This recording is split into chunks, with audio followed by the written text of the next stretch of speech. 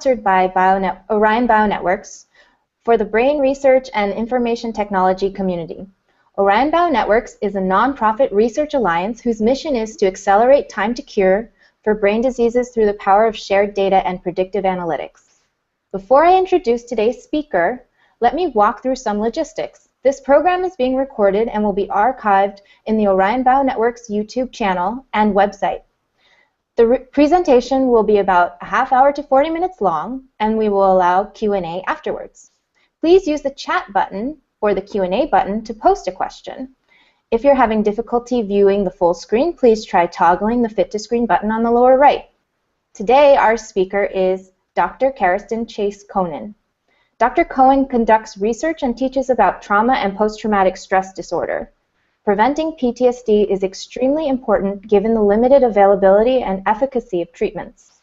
To address this, Dr. Koenen's research seeks to identify individuals most at risk for PTSD, as well as explore how genes shape PTSD risk.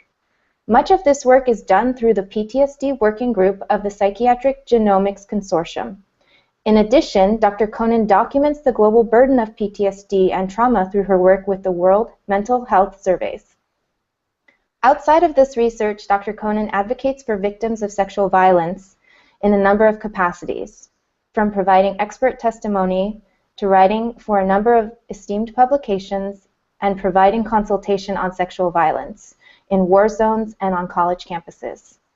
Previously a professor at Columbia University in New York City, Dr. Koenen recently joined the T.H. Chan School of Public Health at Harvard University as a professor of psychiatric epidemiology. In today's webinar, Dr. Koenen will describe the public health impact of PTSD over the life course and across generations, as well as discuss the genetic underpinnings of risk for PTSD. I'm going to hand it over to you now, Karestan. Thank you, Allison. I'm excited to be here today. And so I'm going to talk about the life course burden of PTSD and then discuss a little bit about our growing genetics consortium and how we think genetics research can help. So the study, to start, I want to say the study of PTSD or interest in it has a long history. There are accounts of what we would now understand as post-traumatic stress disorder written in the Iliad, for example. In the Civil War, folks wrote about soldier's heart. In World War I, physicians described seeing something they called shell shock. And in World War II, folks wrote about battle fatigue. Then in the 1980s, what emerged was different people in different places, clinicians, mainly clinicians, observing similar sets of symptoms across different types of trauma populations. For example, Haim Shatan wrote about seeing a post-Vietnam syndrome in Vietnam veterans. There were physicians in Europe and in the U.S. writing about concentration camp syndrome. And then Burgess and Holmstrom were at Boston Medical Center, which is close to where I am now, wrote a book called Rape Trauma Syndrome, which described the symptoms they observed in women who came to the emergency room after rape. And what was sort of phenomenal was that these mainly clinical folk were observing the same sets of symptoms across different populations exposed to different kinds of trauma. And this was all brought together in a groundbreaking book, a very important book for the field, the book Trauma and Recovery by Dr. Judith Herman, who was also from Boston at Harvard. And what she did was she illustrated the commonalities across all kinds of trauma and put these into context of the history of the study of trauma. And I wanted to start with this by saying that in the work that I'll show, we look at trauma across all different populations. Some people, when they think of trauma, they really have the image of the soldier returning from combat. But in fact, in the general population, most trauma is civilian, and most trauma that folks are exposed to occurs via physical and sexual violence. But we see this sort of same pattern of symptoms across many different types of trauma. And so let me start by talking of, and Judy Herman wrote about this. So just to start, she wrote that, for example, combat and rape, the public and private forms of organized social violence, are primarily experiences of adolescent and early adult life. And I won't go on to read this entirely, but she said, she talked about how these hallmark traumas, which are experienced by men and women in their period of greatest psychological vulnerability, are paradigmatic forms of trauma, forms of trauma. And then went on to say how they result in similar patterns of symptoms and behavior that can be understood by being studied together, and also may respond to similar forms of treatment. So when I talk about trauma, I'm talking about a whole wide range of events. And this is the definition that I use, I've shown on the screen. That is, traumatic events are those where the environmental demands exceed the natural regulatory capacity of an organism in particular situations that include unpredictability and uncontrollability. So trauma can be, for example, I've mentioned combat. So over 2 million soldiers have been deployed in Iraq and Afghanistan, and those are exposed to combat, which is, of course, a paradigmatic form of trauma. But trauma could also include natural disasters, and we know that the death rate from natural disasters has been significantly declining, but that means survivors, so people who have been traumatized by natural disasters, actually the numbers are increasing. Could be car accidents, family members who lose loved ones to car accidents. Sudden unexpected death is a traumatic event, a common traumatic event. Also people who survive extreme and deadly car accidents. As I mentioned earlier, sexual violence is a common form of trauma experienced by women and men. But usually women are more exposed, children are exposed to violence. And then, of course, we know about ongoing conflicts such as that in Syria and the DRC, where large numbers of civilians are also exposed to trauma. So moving on from there, what do we do? Trauma is very common. And how do we understand and what should we be doing about it? So this is a favorite quote of mine from Albert Einstein, where he said, if I only had 1 hour to save the world, I would spend 55 minutes defining the problem and only 5 minutes finding the solution. So the rest of this time, I will spend most of the time defining the problem, and we're still obviously working on a solution. And so what do we know about the problem of trauma and post-traumatic stress disorder? And I'm going to make 8 points that I think are important. The first thing we know is, as I've already illustrated, is that trauma exposure is very common. So, for example, there's data from something called the World Mental Health Survey Initiative, which was initiated by the World Health Organization and conducted by Ron Kessler, mainly at Harvard, in collaboration with a number of countries. I think there's over 30 now. And they've done a survey of trauma exposure and PTSD, among other things, around the world. And what we know is that more than half of the population of the countries studied have experienced trauma. And in many cases, it's well more than half, more than 70% of the population. We also know that most people are exposed to multiple traumatic events. And I'll show this in the US. For example, in the US, over 50% of the population report exposure to more than one trauma. So trauma exposure is very common. Secondly, we know that trauma exposure, especially interpersonal violence, is socially patterned. What do I mean by that? Well, traumatic exposure is patterned by sex, meaning that there are certain traumas that females or women are exposed to more than males. Women are more likely to be victims of domestic violence or unwanted sex. Men or boys are more likely to be mugged, experience accidents, and experience combat. Traumatic event exposure is also patterned by other factors such as race or ethnicity. So, for example, non-Hispanic blacks and Hispanics report higher rates of child maltreatment, domestic violence, and being mugged than whites or Asian Americans. And some of this, you can imagine, has to do with where people live, their socioeconomic status. But sex and race ethnicity pattern trauma exposure. Traumatic event exposure also varies by age. And you can see that I think what's most striking here is these are what we call age of event curves. So they show of all the interpersonal violence, this is from World Mental Health Survey data, for example, when in life most of them occur, interpersonal violence events. And those are events like rape, sexual assault, childhood abuse, domestic violence. And you can see that 60% of interpersonal violent events occur before the age of 18. So there's a lot of trauma that occurs early in life, and especially that for violence. While other events, like example, like death of a loved one, 50% of that doesn't occur until more like the early 30s. Thirdly, post-traumatic stress disorder is the sentinel mental health consequence of traumatic event exposure. So Judith Herman wrote, after a traumatic experience, the human system of self-preservation seems to go on permanent alert as if the danger might return at any moment. And that's our current, one of our major models for the understanding of PTSD. And that is, we know that fear is evolutionarily useful. It protects us, causes us to avoid risk, not to get into situations where we've been harmed before. And many basic scientists now would see PTSD as a result of dysregulated fear. So dysregulated fear leads to PTSD. And what is PTSD? In case not everyone who listens to this knows, I'll just briefly describe what I'm talking about. So it's made up of 4 clusters of symptoms. That is, the first is re-experiencing symptoms.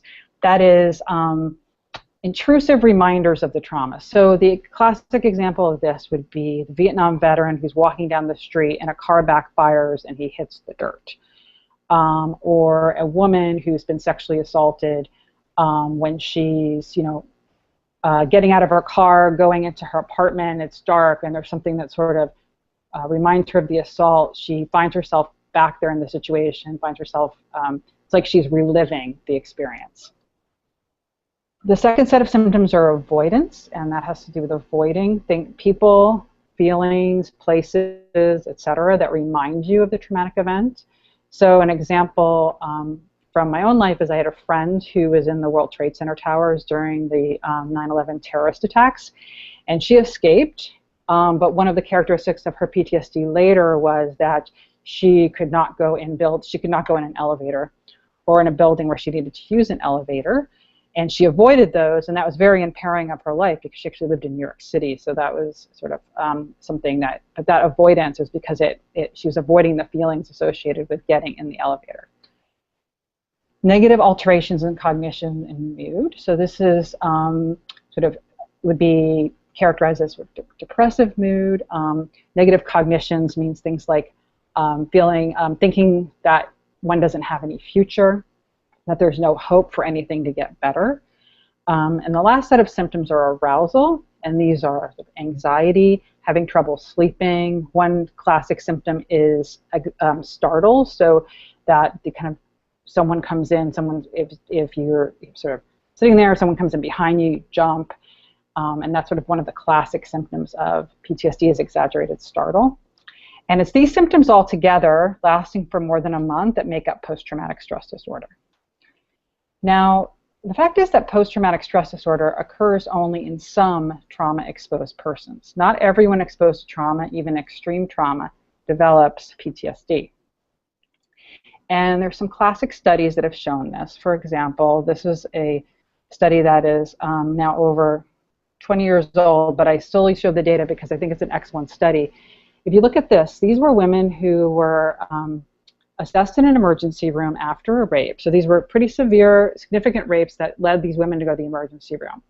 And this was a waitless control for a treatment study. So these women were followed every week. They weren't given any intervention. And what they noticed was that all the women, practically 100%, had clinically significant PTSD symptoms when they were first assessed. But just naturally over time, about 50% of them had their symptoms resolve.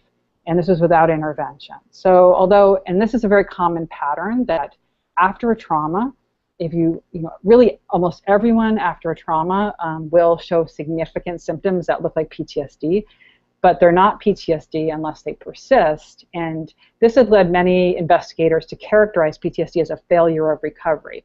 That basically the normal process is that after a trauma, after something that's life-threatening and very scary, it's normal to have a lot of symptoms. But that there's a natural process of recovery that many people go through where these symptoms will dissipate. And it's the failure of the symptoms to dissipate that characterizes the disorder. These are other data that show, kind of illustrate the same thing. These are Eric Shalev's data from Israel, and these include persons exposed to terrorist attacks as well as other types of traumas that would lead them to be seen in the emergency room. So, for example, car accidents. And you can see that everyone, when you look at the beginning of the curves, everyone has high symptoms.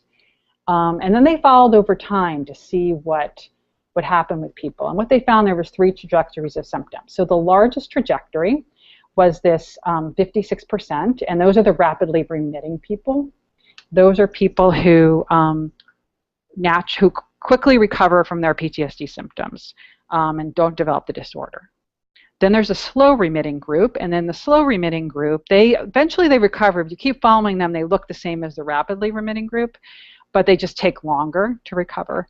And then there's the non-remitting group, and the non-remitting group is really the group that we would say has PTSD or chronic PTSD and that we're worried about clinically. And again, it looks like it's a failure to recover or a failure for symptoms to, we say, extinguish or diminish. So what are we, so the question is, what about this group? This is the group we're worried about.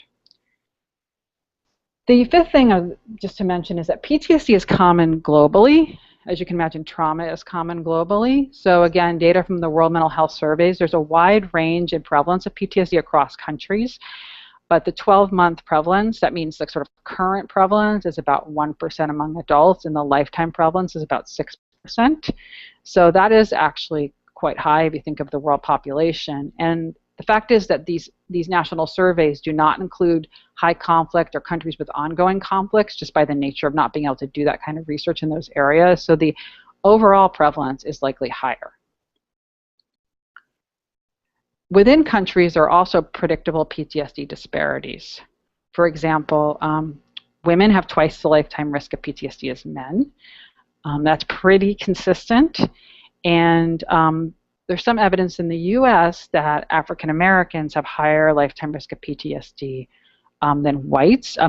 This may be more true among African American men, and this seems to be due to differential exposure to trauma.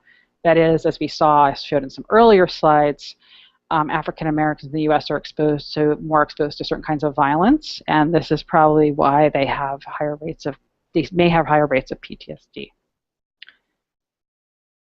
We also see differences in trauma exposures that account for these PTSD disparities. For example, another disparity that's been well documented is that sexual orientation minorities, so gays and lesbians, have higher lifetime rates of PTSD than heterosexuals. And this is really fully accounted for by differential exposure to maltreatment and violence.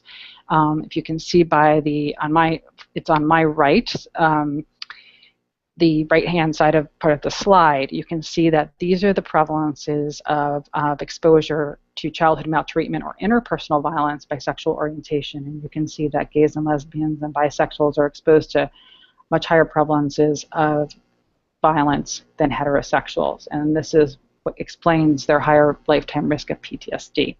So this is just to say that when we talk about differences in PTSD risk between different populations, a lot of this would be accounted for by differential exposure to trauma. Next is that we're learning more and more that PTSD in itself is a devastating and debilitating mental disorder, but there are consequences for the person beyond their mental health and for their physical health. And we're learning more and more that PTSD alters health trajectories over the life course. So I'm just going to talk about some of our work on this regard. We've done work with something called the Nurses' Health Study. And this is a cohort of women. We use the Nurses' Health Study too. It was established in 1989, and it's over 100,000 women who've been followed in detail over time to study their risk of different kinds of diseases. So it's a very well-documented cohort in terms of medical outcomes. They verify medical outcomes and very detailed data on health behaviors. So we embedded a study of PTSD within this cohort, and we have a number of findings, which I'll go through briefly. The papers are referenced on the slides if people want more details. They're pretty much available on PubMed Central, so freely available online. But for example, PTSD at baseline is associated with higher BMI, body mass index at baseline, and greater increase in body mass index over time. So women with PTSD, their body mass index increased more rapidly than women who were exposed to trauma who did not develop PTSD. And this is a risk factor for many chronic diseases. The next slide shows just a slightly more sophisticated way of looking at this. So what we looked at the trajectory or slope of women's body mass index. That's sort of how their body mass index was increasing before they got PTSD and then after they got PTSD. So before they got PTSD, women look similar, but after they got PTSD, women with PTSD's body mass index increased more rapidly than women who were exposed to trauma who did not get PTSD, suggesting there may be something about trauma and PTSD that alters physiology or health behaviors that causes women to gain weight more rapidly. And then we stretch this out to see that, well, does increase in body mass index, does PTSD increase risk of important chronic diseases? So we found that PTSD increases risk of cardiovascular disease in women, for example.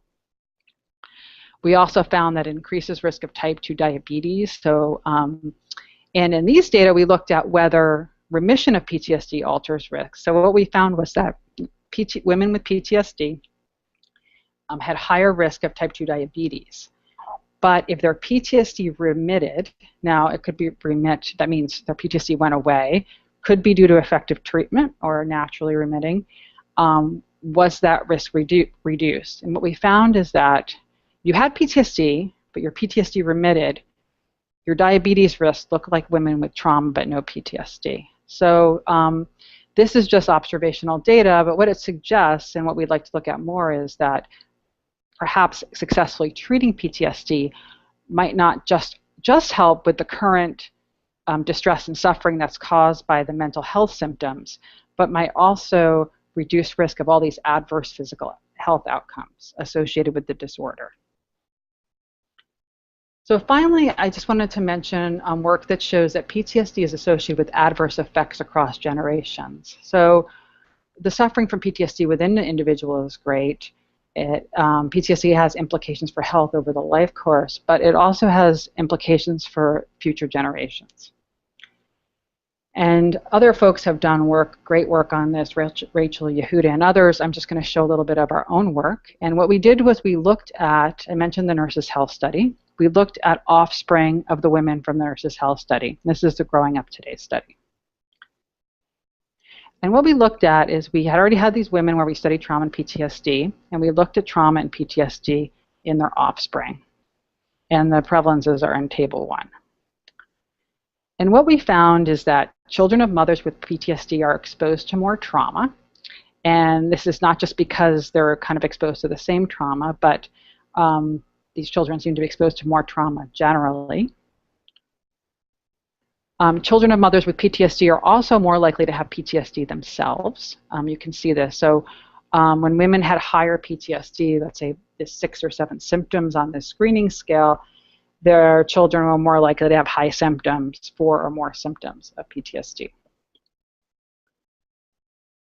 And finally, that children of mothers with high numbers of PTSD symptoms were also more likely to have PTSD in trauma-adjusted models. And what this means that so children of moms with PTSD are more likely to have PTSD themselves. And this isn't just due to their greater exposure to trauma. There may be other mechanisms. For example, some folks have posited that PTSD and other mental health syndromes in moms can be transmitted to children via, for example, epigenetic mechanisms. Or other mechanisms. So there could be many different ways that it's transmitted, but this is just to mention that PTSD may have these transgenerational implications. And sort of more suggested, I'm going to skip the next slide because there's a lot of detail, but more suggestive of this is that the mom PTSD is associated with other adverse outcomes in offspring. For example, a colleague of mine has shown that mothers' PTSD symptoms are associated with increased risk of child's autism spectrum disorder. Again, these are sort of preliminary. It's an initial study, but there may be a wide range of consequences for offspring of mothers, and we really don't know much about fathers. It could be fathers too, related to post-traumatic stress disorder in parents. Okay, so to summarize the problem, as I mentioned so far, is that we know that most of the world's population is exposed to trauma and multiple traumas. Trauma exposure is patterned by sex, race, ethnicity, and age. PTSD is sort of the sentinel consequence of trauma, although it occurs only in some of those exposed. It's global, PTSD is global, socially patterned, and it has adverse effects on physical health over the life course, as well as potentially across generations. So what can be done? Well, a lot of people are working on this question. It's sometimes helpful to think about time and course of PTSD in relation to prevention efforts. So we think of primary, secondary, and tertiary prevention. What can we do and what's being done? So in terms of primary prevention, that's preventing, that can be done in two ways. One, it could be preventing the traumatic event from occurring. Secondly, it could be preventing PTSD in people at risk. So, for example, there are really terrific studies done by colleagues of mine, Arik Shalev in Israel, and he's in New York now, Barbara Rothbaum at Emory, where they enroll people who come to the emergency room for a traumatic event, and they do a preventive intervention. They do a cognitive behavioral intervention, and they have studies showing that these interventions reduce risk of developing full-blown PTSD. So I put those under a primary prevention. Secondary prevention or treating the disorder, so they are effective treatments for PTSD. And again, at this point, the sort of top of the line treatments are various trauma-informed cognitive behavioral therapies like prolonged exposure or cognitive processing therapy. There's also several antidepressant medications that are approved for use of PTSD, but the top of the line again is usually cognitive behavioral therapy. And tertiary prevention is preventing the consequences of having chronic PTSD. So what do we know about the effects of these individual level interventions as they stand? So this is a slide that summarizes some of the data, and it's probably a conservative estimate, but the estimate from my colleague is that early intervention, these early preventative interventions, reduce the risk of full-blown disorder by about 20%. So they are effective, and they do reduce risk. They don't work for everyone, of course. Treatment also improves, and it means treatments. There are some effective treatments. They don't work for everyone, and they mean about maybe another 20% of more people recover. But no matter whether you talk about early intervention or treatment, there still is a subgroup that remains symptomatic for years with long-term problems. And so early intervention and PTSD treatments still leave a substantial minority with chronic PTSD. And you can see this if we look back at the trajectory model I showed earlier in this talk. These again are data from Arik Shalev from Israel. And what was fascinating about his study is that he had this cohort study where he followed people who were in the emergency room, and he followed them over time. But nested within that was a treatment study. And what's really brilliant about what Dr. Shalev does is he follows people who are invited into a treatment study, whether or not they enroll in the study, and it allows him to have a much broader look at, a much fuller look at the effectiveness of treatment and to put it into context. And what he and his colleagues found was that, so they have an early intervention that's effective, the CBT intervention, in preventing PTSD. But who does it really help? Well, it turns out when they looked at it more carefully, the CBT intervention really helps slow-remitting people look more like rapidly remitting people. So the slow-remitting people are people who would remit anyway, and with intervention, they remitted more rapidly. But it really was not as effective with the non-remitting people. So even with a great intervention, there still was this persistent non-remitting group with chronic PTSD.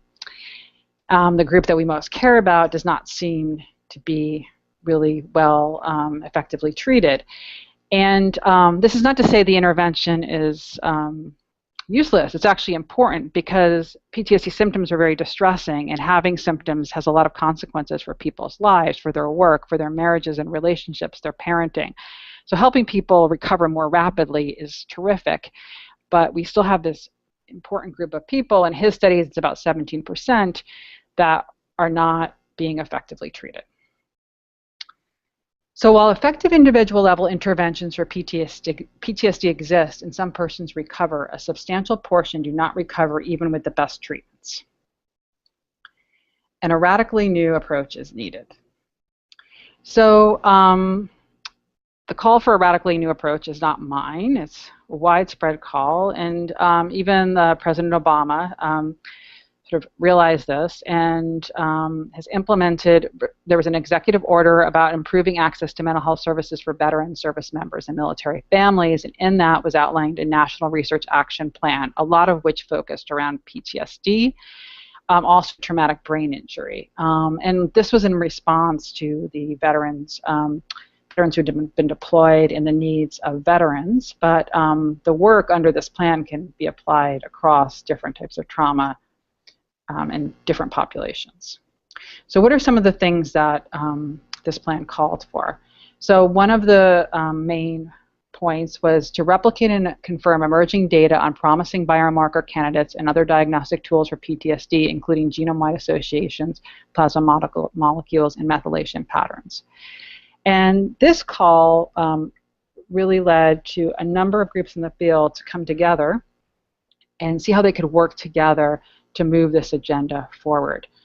Historically, biological research on PTSD, biomarkers, and genetic research was done by individual investigators in their lab and had all kinds of problems in that people weren't replicating each other's results, and you didn't really know why. Some of it was small samples, some of it was different kinds of populations, but we weren't really getting a lot of forward momentum, particularly on understanding the contribution of genes and our genetic makeup to risk of PTSD. And you can see there's a bunch of studies, there's a few more, some of which I was involved in, which did these genome-wide association studies of PTSD, which genome-wide association studies are studies where we take markers, or we look at a bunch of different places across the genome, and we see if, agnostically look at whether genes are associated with having PTSD or not. If folks have questions, I'm happy to answer them. And so there was movement away from looking at candidates, so people coming up with ideas about what genes are involved and looking at those, to a more wide-ranging and agnostic approach. And a number of studies were published, but we found that everyone was finding something different. And we still weren't converging on what might be the genes that are important for the disorder. So before I go on, I want to say, well, why might we be interested in genes for PTSD?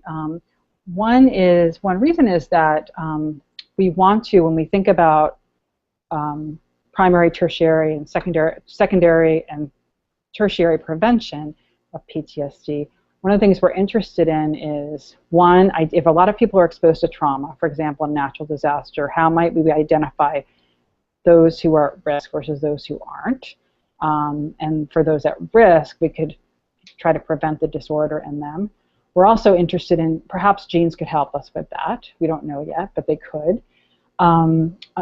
Understanding the genetic architecture and the genes involved in PTSD might also help us improve our ability to treat the disorder by identifying pathways and understand the underlying biology in a way that helps us develop new medications or match people to certain kinds of treatments. So there's a number of different reasons why genetics might translate into improve our efforts to prevent and treat PTSD. The other benefit of genetics versus other biomarkers is that our DNA sequence we have it since birth, and we know how to measure it. So we know how to take DNA from people. We can do it non-invasively. We now know how to genotype people. We can do it in a lot of people very cheaply. So there's a lot of reasons why it's sort of promising. as or there's an interest in it as a potential biomarker for PTSD, interest in genetics. So there were these number of GWAS of PTSD, and again, everyone's finding something and everyone's finding something different. And that got a bunch of us together to think and look at what had been done in genetics of other disorders. So if you take something like schizophrenia, which is probably, in terms of complex diseases, that are diseases that are caused by a number of genes, a lot of different genes and environmental factors, schizophrenia may be the disease we know the most about genetically. We have the most loci identified for. And what did we learn in schizophrenia? Well, we learned about the value of large samples and of increasing sample size. So back in, I think, 2009, the schizophrenia GWAS was published. It was about 7,000, total N of 7,000. And they had nothing, flat results. Then in 2011, the first consortium GWAS was published. This was under the Psychiatric Genomics Consortium Schizophrenia Group, and that had an N of 20,000. I think the number of cases was about 9,000 at that time, and 5 loci were identified. And those bore out, and as the sample size increased to 40,000, 54,000, 80,000, they have now over 100 loci. I think that now that's over 130 with a sample size of over 100,000. And this is borne out in other disorders too, that larger sample size, that sample size is very important in identifying robust loci associated with a disease, and it's critical. It's really the critical factor in the advances in the genetics of schizophrenia, which are now leading to the identification of new pathways, and eventually will hopefully be translated into more effective treatments. So based on looking at this, a number of us got together and decided to form a post-traumatic stress disorder working group within the Psychiatric Genomics Consortium. The Psychiatric Genomics Consortium was started in 2007. It's the largest consortium in psychiatry. It's led by Pat Sullivan at University of North Carolina. You can Google it. They have a great website. And we formed a group within there to bring together all post-traumatic stress disorder genetic studies. And so we've been working together to do that. We currently have a total sample size of about 20,000. About half are African American and half are European ancestry. And I should say that among this 20,000, we have about 3,000 cases. So if you recall, the schizophrenia GWAS of 20,000 had 9,000 cases. So we are still increasing our case numbers, but we've done pretty well in getting folks to work together and bring their samples together. I think these data are from about 10 different PIs, so a lot of different groups. And just in terms of a little bit about where we're at, this is in process of the results, but we have a very diverse sample from an ancestry point of view. So if you look at the PGC published results, the Psychiatric Genomics Consortium published results, and you can see they're mainly of European and East Asian ancestry. PGC PTSD, about half our samples are of African ancestry. And you can see that still where psychiatric genomics GWASs are far from representing the world ancestry, but these PGC PTSD we're getting a bit more diverse. And our study design briefly is we have a number of different studies, and we analyze the African American and European American separately, and then we bring the results together. And these are our results as of the summer. We did a transethnic meta-analysis. And basically, this is a Manhattan plot. For folks who aren't familiar, it's called Manhattan plot. It looks like the Manhattan skyline. And what you want to see is those the green squares or diamonds. You want to see them go above the red line. So go above the statistical level of significance required for GWAS studies that controls for false positives. And so we're not there yet, although we have some loci that are emerging there. But our goal is to increase our sample size so we can actually identify genetic loci associated with PTSD. So this is all in process. So our next steps in terms of genomics of PTSD are to increase sample size, as this strategy has been overwhelmingly, I would say, been demonstrated as critical for success of variant identification in complex disease. And the example is the schizophrenia success. Identify pathways critical to PTSD pathophysiology that can then be used by translational researchers to dig deeper into the biology. Integrate genomics with biosensor, biomarker imaging, and clinical data. Our group has an epigenetics subgroup and an imaging subgroup, so it's incorporating that into the genome-wide data, the GWAS data I mentioned. Developing empirically informed interventions and improved treatment matching. And our ultimate goal is to reduce the population burden of trauma and PTSD. That's really our long-term goal. And just to say where we're going, I had mentioned that we have about 20,000 samples currently, and about 3,000 are cases. We have committed close to, it's about 76,000 samples, over 20,000, I think it's 25,000 of those are cases. And we've identified globally almost 140,000 samples, close to 100,000 controls, and about 50,000 cases. And so this plus psych chip is what we would have if we were able to genotype all the samples that we've currently identified, and where the PIs have also, or the investigators have agreed to let us, to share their samples with us. So I think in the next couple of years we should have some really phenomenal progress in understanding the genomics of PTSD. So my time is up. Just finished with my acknowledgments. There's it's what's been funded by various aspects of the NIH, especially the NIMH. And the PGC, I will not read all the names here, but it's a huge number of individuals who contributed to this work, and particularly my colleagues Laramie Duncan, Carrie Ressler, Caroline Nivergelt, and Israel Lieberson. Thank you. Thank you, Karestan, for that great talk. So I have a question. You're welcome. For you. Yes, go ahead. What are the genes that seem to be tracking, or where are the SNPs located that seem to be tracking towards significance in the plot, in the Manhattan plot that you showed? Are they associated with neural processing, or are they associated more with immune system function in general? So that's a good that's a good question. So I hesitate to answer, and I'm not really trying to dodge the question. It's just that historically, when sites have not met genome-wide significance criterion, they tend not to hold up. I will say we have some, and broadly, I think when I look across our GWAS meta-analyses and our epigenetics, I mean the areas, the two sort of broad systems that come up are, that folks have come up with are sort of immune and inflammatory, have been shown in some of the prior GWAS, and some epigenetics things that have been published. I'm not talking about our consortium work yet, but it's been published. And those have been fairly consistent, but I think we'll have to bear out and see where the data are. I'll feel more confident when we have more data. I know that's not an exciting answer, but that's, I think, where we're at the moment.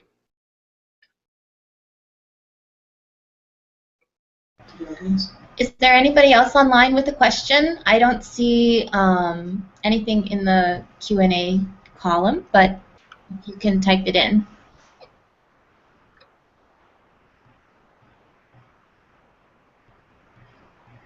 Okay, well, thank you so much for the wonderful talk, Karestan, and I'm sure we'll get many questions in the follow-up, so we'll keep you posted on those. Yeah, thank you. Thanks very much for the opportunity. Take care. Take care.